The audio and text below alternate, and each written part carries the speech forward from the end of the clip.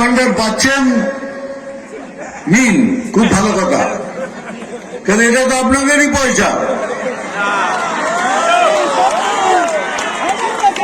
আমি একবার বহরমপুর গেছিলাম, এক টোটো চালকের সাথে দেখা গেল, কিরে কেমন আছিস, ভালো আছিস, 1000 টাকা করে তো পাচ্ছিস। বলে দূর দাদা, একটুখানি লিমিট ক্রস করি 1000 টাকা পুলিশ নিয়ে নিচ্ছে, সেটাই ঘুরিয়ে ফিরিয়ে আমাদের নিয়ে যায়।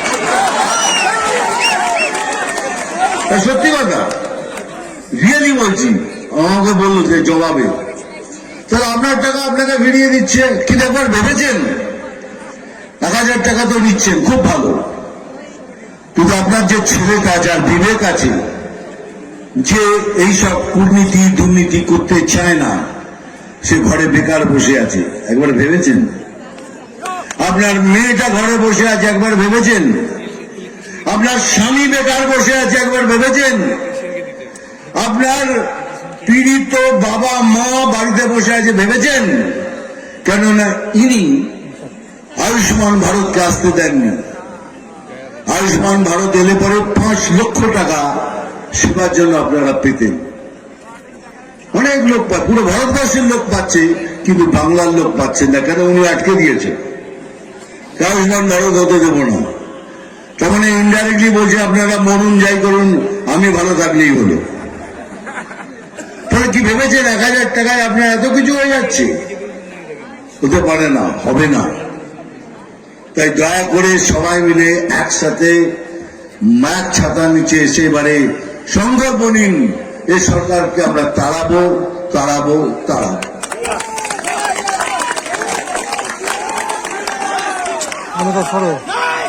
বেশি কথা আমি বলি না, কাজের কথা বলি। এবার কাজের কথা শেষ, এবার ডায়লগ বলবো।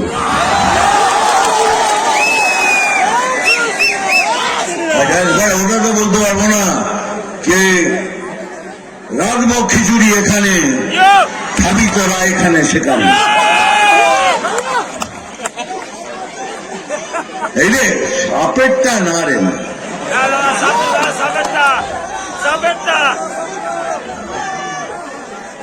আমি জল ঢোলাও নই, ফেলে ভরাও নই, আমি জাত গোখরো, খালি দুধ আর কলা খাই। এবার একটা সিরিয়াসলি ডায়লগ বলবো, ভালো করে শুনবেন। নাম তুফান,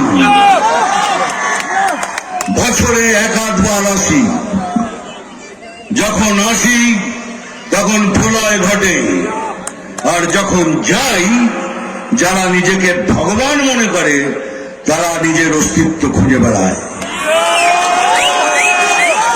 কিছুদিন ধরে আমার মনের মধ্যে একটা উৎসাহ তরঙ্গ,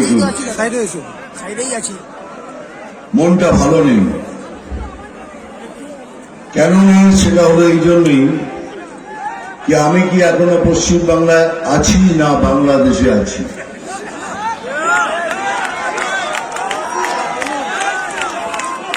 কেননা তাহলে এরকম কেন হবে? ওখানে কেউ হারমোনিয়াম কেড়ে নিচ্ছে, ওখানে একটা বাচ্চা মেয়েকে মায়ের গান করার জন্য তাকে বাধা দেওয়া হচ্ছে, মায়ের গান করাতে বাধা দেওয়া হচ্ছে। এমন কোন ধর্মীয় বই নেই যেখানে লেখা নেই, মানে সব জায়গায় লেখা আছে যে মায়ের পায়ের নিচে স্বর্গ, মাকে पैरों तले जन्नत है। अगर তাই যদি হয় তাহলে মা সাম্প্রদায়িক হলো কি করে? এই জন্য হচ্ছে এখানকার সরকার ছুট দিয়ে রেখেছেন। আমরা কিন্তু বারবার বলছি আমরা মুসলমানদের খিলাফ নই, আমরা ভারতীয় মুসলিমদের এগেনস্টে নই, আমরা ওই মুসলিমদের এগেনস্টে যারা ভারতের ক্ষতি করতে চায়। আর তাদেরই এই সরকার ছুট দিয়ে রেখেছেন, আপনারা যা ইচ্ছে করুন, হিন্দুদের ধরে মারুন, জ্বালিয়ে দিন, অপমান করুন, যা ইচ্ছে করুন, আমরা কিছু বলবো না। কিন্তু আপনাদের আমরা আঘাত দিতে চাই না।